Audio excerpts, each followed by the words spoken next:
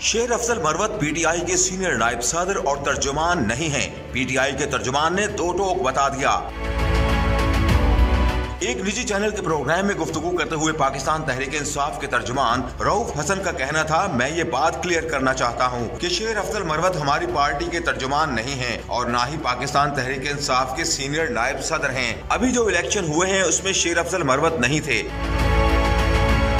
तर्जुमान तहरीक इंसाफ ने मजीद कहा कि लीगल साइड पर पीटीआई के दो तर्जुमान हैं, एक बैरिस्टर गौहर और दूसरे शुएब शाहीन, जबकि पॉलिटिकल साइड पर पीटीआई का तर्जुमान सिर्फ मैं हूँ।